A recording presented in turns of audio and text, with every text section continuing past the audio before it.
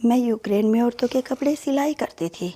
एक दिन एक आदमी आया और कहने लगा, मेरी पत्नी बहुत मोटी है, तुम्हें मेरे घर चलकर उसका नाप लेना होगा। उस आदमी ने मुंह मांगी रकम का ऑफर की। भारी रकम देखकर मैं भी तैयार हो गई। उस आदमी की पत्नी का नाम लेने के लिए चल पड़ी, लेकिन नाप लेते वक्त मेरे होश उड़ गए। उस औरत की तो पिछले 5 महीने से एक यूक्रेनी आदमी मेरे घर आ रहा था और कह रहा था कि मैं उनकी पत्नी का एक ऐसा सूट सिलाई करूं जिसे पहनकर वह खूबसूरत लगे। लेकिन मैं उस औरत का सूट सिलना नहीं चाहती थी, क्योंकि जब से मैंने उसको देखा था मैं खूब से सो भी नहीं पाई थी और ना ही उस औरत को अपने दिमाग से निकाल पाई थी। लेकिन वो आदमी हर हफ्ते लगातार आ रहा था। मुझे समझ नहीं आ रहा था कि क्या करूं मैं। पिछले 1 साल से यूक्रेन में रह रही थी। यूक्रेन में रहकर अपना पेट पालना बहुत मुश्किल होता था। यहाँ मैं सिलाई कढ़ाई करके अपना घर चलाती थी। कमाने वाला कोई भी नहीं था। वह आदमी बहुत अमीर था, मगर सोचने वाली बात यह थी कि यहाँ मुझसे ज़्यादा तजुर्बेकार और भी लोग थे जो कमाल के कपड़े सिलाई करते थे। फिर न जाने क्यों वह आदमी मेरे पीछे पड़ गया, और ऐसा आज से 5 महीने पहले शुरू हुआ था। मेरे पास काम ज़्यादा नहीं था। मैं सारा दिन ग्राहकों का इंतज़ार करती रहती थी, लेकिन मुश्किल से हफ्ते में 1-2 बार ही काम मिलता था, जिसे घर का किराया निकालना बहुत मुश्किल हो गया था। यह यूक्रेन भी मुझे धोखे से लाया गया था। मैं शादी के बाद अपने पति के साथ खुशी खुशी यहाँ आई थी, लेकिन फिर पति 10 दिन बाद ही मुझे छोड़कर जाने कहाँ चला गया। मेरे लिए वह दिन जैसे कयामत के दिन थे, जब मैं 7 समंदर पार दिन रात अपने पति को ढूंढती फिर रही थी। मेरा पति खाना लेने का कहकर चला गया था, पर दोबारा लौटकर नहीं आया। मैं भूखी प्यासी पूरा दिन अपने पति का इंतजार करती रही। मेरे पास मोबाइल था और ना ही मेरे पास पासपोर्ट था। दुख तो इस बात का था कि पति कोई अनजान नहीं था, बल्कि मेरे बाबा के दोस्त का बेटा हमारा पड़ोसी ही था। मेरे माता पिता के इस दुनिया से जाने के बाद सुधीर अंकल ने ही मुझे पढ़ाया लिखाया और मेरी परवरिश भी की थी। सुधीर अंकल मुझसे बहुत प्यार करते थे, इसलिए उन्होंने अपने बेटे की शादी भी मुझसे ही कर दी। मेरा पति शादी से पहले यूक्रेन में ही रहता था। वहाँ पढ़ने के लिए गया था और फिर जॉब भी वही करने लगा। सुधीर अंकल ने बड़ी मुश्किल से उसे हिंदुस्तान बुलाया था। सुधीर अंकल के पास काफ़ी दौलत थी। अंकल ने अपने बेटे से कहा कि वह मुझसे शादी कर ले, पर उसने साफ इनकार कर दिया और कहने लगा, मैं पढ़ा लिखा हूँ और मैं अपनी पसंद से ही लड़की से शादी करूँगा। मैं किसी गंवार गांव की लड़की से शादी नहीं करूँगा। यह सारी बातें मैंने छुप कर सुन ली थी। उस वक्त मेरा दिल चाहा मैं इस घर से कहीं दूर चली जाऊँ। ना होंगी तो सुधीर अंकल अपने बेटे को मजबूर करेंगे, पर मेरा और कोई सहारा भी तो नहीं था। मुझे यही रहना था और सुधीर अंकल के हर फैसले के सामने सर झुकाना था। दूसरों के सामने खुद को जलील होता देखना बहुत मुश्किल काम होता है, पर मैं सुधीर अंकल को इनकार करके उन्हें दुखी नहीं कर सकती थी। फिर सुधीर अंकल ने जाने अपने बेटे को कैसे समझाया, वह मुझसे शादी को मान गया। मुझे उसकी आंखों में अपने लिए नफरत साफ दिखाई देती थी। कहीं भी उसके दिल में मेरे लिए जगह नहीं थी। कहीं उसके सामने होते मेरा दिल करता था कि मैं उसकी नज़रों से दूर हो जाऊं, पर मेरे बस में कुछ भी नहीं था। मैं बस खामोशी से आंसू बहा लेती थी। शादी से 1 दिन पहले मैं हिम्मत करके सुधीर अंकल के कमरे में चली गई थी। सुधीर अंकल मुझे देखकर हैरान हुए और पूछने लगे कि सब ठीक तो है। तब मैंने सुधीर अंकल से कहा कि आप अपने बेटे का पर जुल्म मत कीजिए, आप मुझे ज़बरदस्ती उनके साथ मत बांधे। पर अंकल ने मेरी बात नहीं सुनी और कहा कि शादी तो उसे तुझसे ही करनी हो पड़ेगी, वरना हर चीज़ से वह हाथ तो बैठेगा। और तुम परेशान मत हो, मैंने तुम्हारा पक्का इंतजाम किया हुआ है, वह तुम्हें हमेशा खुश रखेगा। सुधीर अंकल की बात सुनकर मैं सर झुकाए वापस चली आई। मैं उनसे बहस नहीं करना सकती थी, बस ऊपर वाले से प्रार्थना कर सकती थी कि और मैं हमेशा एक नेक जीवन साथी को मांगती थी। अगले दिन शादी में दुल्हन बनी खूबसूरत लग रही थी। शादी अच्छे से हुई और मुझे मेरे पति के कमरे में पहुंचा दिया गया। सब कुछ खूबसूरत था। मेरा दिल जाने क्यों डर रहा था और लग रहा था कि कहीं पति मुझे धुतकार ना दे। लेकिन फिर जो हुआ, मैं हैरान रह गई। वो कमरे में आया और मुझे देखकर हैरान सा हुआ। शायद वह भी मेरी खूबसूरती से दंग रह गया था। अगले ही पल वह मेरे पास बैठ चुका था। उसने मोहब्बत से मेरा हाथ थामा और कहा कि तुम बहुत खूबसूरत हो। मेरी ज़िंदगी में जैसे खुशियाँ लौट आई।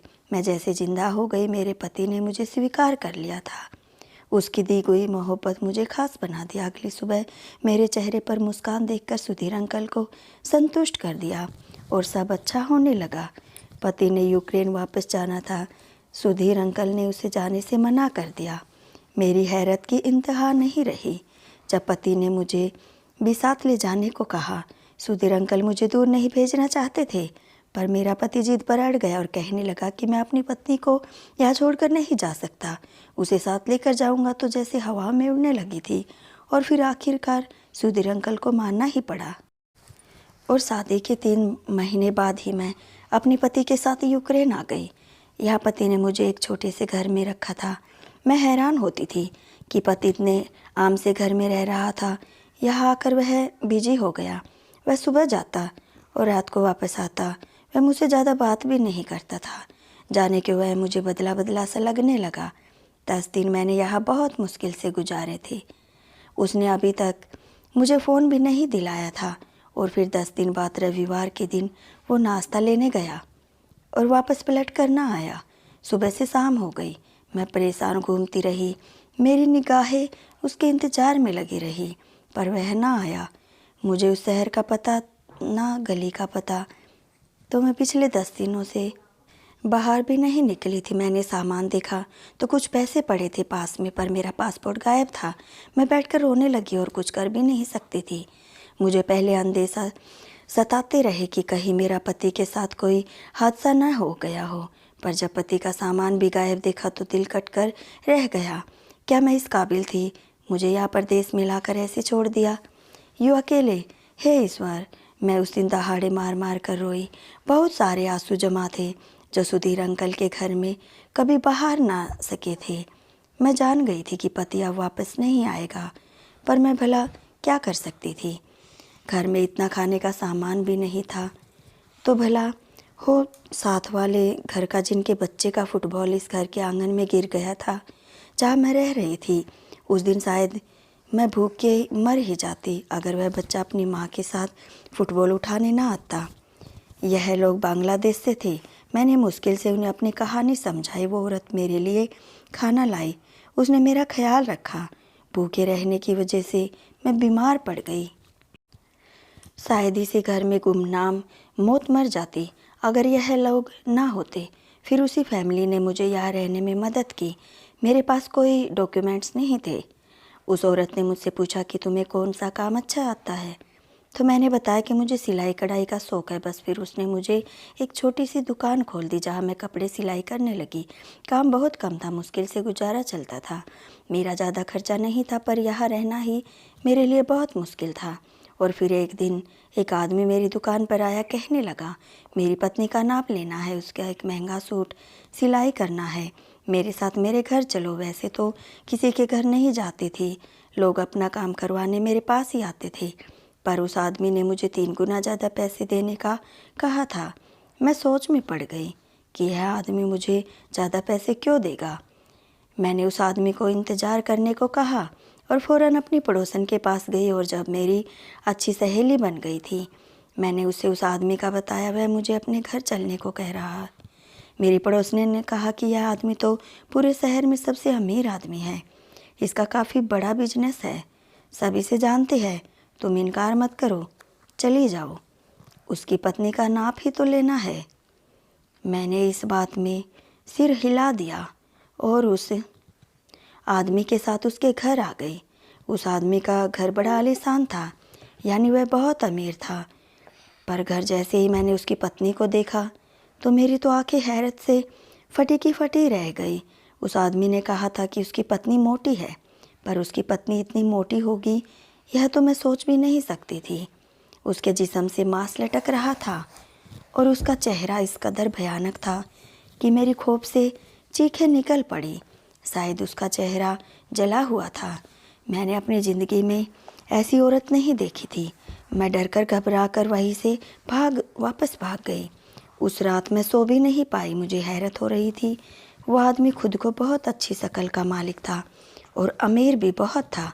फिर उसने ऐसी पत्नी क्यों रखी हुई थी? क्या वह अपनी पत्नी से मोहब्बत करता था या फिर उसकी भी मेरे पति की तरह कोई मजबूरी थी? मेरी समझ में कुछ नहीं आया। पूरा हफ्ता लगा मुझे औरत को अपने दिमाग से निकालने में। पर फिर रविवार वाले दिन वह आदमी फिर से आ गया और मैं उसे देखकर हैरान रह गई। उसका यही कहना था कि आकर मेरी पत्नी का नाप ले लो। वह तुमसे अपने कपड़े सिलाई करवाना चाहती है। मैंने आदमी को साफ साफ इनकार कर दिया। पर वह हर हफ्ते आने लगा, मिन्नतें करने लगा। मुझे समझ नहीं आता कि वो मेरे पास ही क्यों आता है। उस आदमी ने कहा कि तुम हर हफ्ते मेरी पत्नी का एक सूट सिलाई करना और मैं तुम्हें उसके बहुत पैसे दूंगा। तुम बस मेरी पत्नी के ही कपड़े सिलाई करोगी और उससे ही तुम माला माल हो जाओगी। उसकी बातें मेरे फ़ायदेमंद थी। थक हार कर मैंने उसकी बात मानने का सोच लिया। वैसे भी मेरे पास काम की कमी थी। महीना ख़त्म होने वाला था। मैंने घर का किराया भी देना था। खैर, मैं दिल पर पत्थर रख कर दोबारा उसके साथ उसके घर चली गई। उसकी पत्नी को देखकर मेरा दिल डर से कांपने लगा। जाने वो ऐसी क्यों थी? उसकी सारी चमड़ी जली हुई थी। मैंने बड़ी मुश्किल से उसका नाप लिया। उनमें से अजीब सी बदबू आ रही थी। यह सोचकर मेरा दिमाग घूम गया था कि यह आदमी ऐसी औरत के साथ कैसे रहता है। नाप लेने के बाद मैं उसके घर तेज़ी से पलट आई। मैं ज़्यादा देर वहाँ नहीं रुक सकी। जैसा सूट उस आदमी ने सिलाई करने को कहा, बनाने में मुझे पूरा एक हफ्ता लगा। हफ्ते की शाम को वो आदमी सूट लेने आ गया। उसने मुझे एक सूट के इतने पैसे दिए कि मैं हैरान रह गई। उसने मुझे दूसरा सूट सिलाई करने को कहा और यह भी कहा कि दोबारा नाप ले लो। उस बार मैं खुशी खुशी चली गई क्योंकि वो आदमी मुझे अच्छे खासे पैसे दे रहा था। इस बार भी मैं नाप लेकर वापस आ गई और सूट सिलाई कर दिया। इस बार उसने मुझे डबल पैसे दिए। यूं ही उसके साथ काम करते हुए मुझे 2 महीने गुजर गए थे। अब मैं काफ़ी संतुष्ट थी। अब मुझे पैसों की टेंशन नहीं होती थी। हाँ, अलबत्ता कभी कभी अपने पति का ख्याल आ जाता था और घर तो मुझे हमेशा ही याद आता था। मैं हिंदुस्तान वापस जाना चाहती थी पर मेरे पास कोई जरिया नहीं था। या मैं डर से बाहर नहीं निकलती थी कि कहीं पुलिस मुझे पकड़ ना ले जाए। इसलिए मैं घर से बाहर निकलती थी। सारा दिन बैठकर कपड़े सिलाई करती और फिर एक दिन ऐसा हुआ कि मैं उस आदमी की पत्नी का नाप लेने गई। मुझे हैरत होती थी कि वो आदमी मुझे हर सूट के लिए नया नाप लेने को क्यों कहता था। उस दिन मेरे होश उड़ गए जब नाप लेने वक्त मेरी नज़र उसकी पत्नी की गर्दन पर पड़ी और कुछ अजीब सा महसूस हुआ। मैं उसकी पत्नी से पूछना चाहती थी पर वह कभी मुझसे बात नहीं करती थी। उसकी गर्दन पर कुछ मांस जला हुआ था जबकि बाकी गर्दन ठीक थी। वह जला हुआ मांस थोड़ा खड़ा हुआ था। मुझे कुछ समझ नहीं आया। उससे पहले कि मैं उससे कुछ पूछती वह मेरी तरफ पलटी और एक चिट मेरे हाथ में पकड़ा दी। वह बहुत डरी हुई घबराई हुई थी। तभी वो आदमी अंदर आ गया। पहले वह नाप लेते वक्त जमकर वही खड़ा रहता था पर शायद वह अब मुझसे एतबार करने लगा था, इसलिए कुछ देर के लिए बाहर चला गया था। उस वक्त मेरा दिल बड़ी तेज़ी से धड़क रहा था, यूँ जैसे मैंने कोई चोरी की हो। मैं नाप लेकर तेज़ी से वापस आ गई। वापस आकर मैंने जब चिट खोल कर देखा तो हैरान रह गई। उस पर एक नंबर लिखा हुआ था। मुझे कुछ समझ नहीं आया कि किसका नंबर था और उसकी पत्नी ने मुझे क्यों दिया था। मैं काफ़ी देर सोच विचार करती रही और फिर पड़ोसन के घर चली गई। वहाँ जाकर मैंने उस फ़ोन लिया और वह नंबर मिला दिया। किसी मर्द ने फ़ोन उठाया था। मैंने डर कर फ़ोन बंद कर दिया। कुछ देर बाद उसने वापस फ़ोन किया। इस बार मैंने उठाया तो कोई अजनबी था जो मुझे कह रहा था कि मैं तुम्हारे घर के बाहर खड़ा हूँ। यह सुनकर मेरे पसीने छूट गए और जब मैं बाहर निकली तो बाहर वाकई वर्दी पहने एक आदमी खड़ा था। उसका आधा चेहरा छुपा हुआ था। उसने मुझे देखते ही कहा कि ज़रूरी बात करनी है, अंदर चलो। मैं उसे लेकर घर के अंदर चली गई। फिर उसने जो कहानी सुनाई मैं हैरान रह गई। वह एक एजेंट था जो किसी मिशन पर था और वह मिशन उस यूक्रेनी आदमी के खिलाफ था। मैं हैरान थी कि वो आदमी तो बहुत अच्छा इंसान था, लोग उसे बहुत पसंद करते थे, पर असल बात तो कुछ और ही थी। वो आदमी लड़कियों के जरिए स्मगलिंग करता था। जिस लड़की को अपनी पत्नी जाहिर करता था वो उसकी पत्नी नहीं होती थी, बल्कि वह लड़कियों को नकली मांस से मोटा बनाता था ताकि अंदर वह स्मगलिंग का सामान डाल सके। और चेहरे पर जला हुआ मास्क होता था जो बिल्कुल असली लगता था। हर बार अलग अलग लड़की होती थी, पर वह इस तरह उन्हें तैयार करता था कि पहचाना मुश्किल था। और उनके जरिए वो आदमी लोगों के जिस्मों के अलग अलग हिस्सों की स्मगलिंग करता था।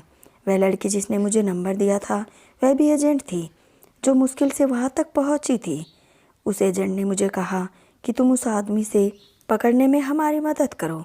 तुम्हें बस यह करना है कि इस बार नाप लेने जाओ तो उस लड़की को तुम्हें फ़ोन देना होगा। मैं यह सुनकर डर गई। पहले तो मैंने इनकार करना चाहा, तो उस आदमी ने कहा कि उस हैवान को पकड़ने हमारी मदद करो, वरना वह यह घिनौना काम जारी रखेगा। वह एजेंट मुझे इसलिए मदद मांग रहा था क्योंकि उस आदमी के घर सिर्फ मैं ही उसे पहुंचा सकती थी। मैंने उस आदमी से कहा कि मैं एक शर्त पर तुम्हारी मदद करूंगी, और फिर उसने मेरी शर्त मान ली। मैं अगली बार नाप लेने गई तो छुपाकर फ़ोन ले गई और वह फ़ोन उस लड़के के हवाले कर दिया जिसका मैं नाप ले रही थी। यह सब मैंने बड़ी सफाई से किया था। इस काम के बाद उस एजेंट ने शर्त के मुताबिक मुझे हिंदुस्तान भिजवा दिया। सुनने में आया था कि वह आदमी पकड़ा गया। सुधीर अंकल बीमार हो चुके थे। उन्हें मेरे पति मेरे मरने की खबर दी थी, हालांकि मैं जिंदा थी। मुझे देखकर सुधीर अंकल रो पड़े और फिर वह सारी जायदाद मेरे नाम कर दी जो उन्हें अपने बेटे के नाम करनी थी। मेरे पति को जब यह खबर मिली तो वह वापस आ गया। अब यहाँ की मालिक और मैं थी। मेरे पति मुझसे माफ़ी मांगी और बहाने बनाने लगा, पर ऐसे आदमी पर दोबारा विश्वास नहीं कर सकती थी। मैंने उसे तलाक ले ली और वह खाली हाथ रह गया। तो दोस्तों, आपको ये कहानी कैसी लगी कमेंट बॉक्स में ज़रूर बताना, और वीडियो को लाइक, चैनल को सब्सक्राइब ज़रूर कर लेना। धन्यवाद दोस्तों।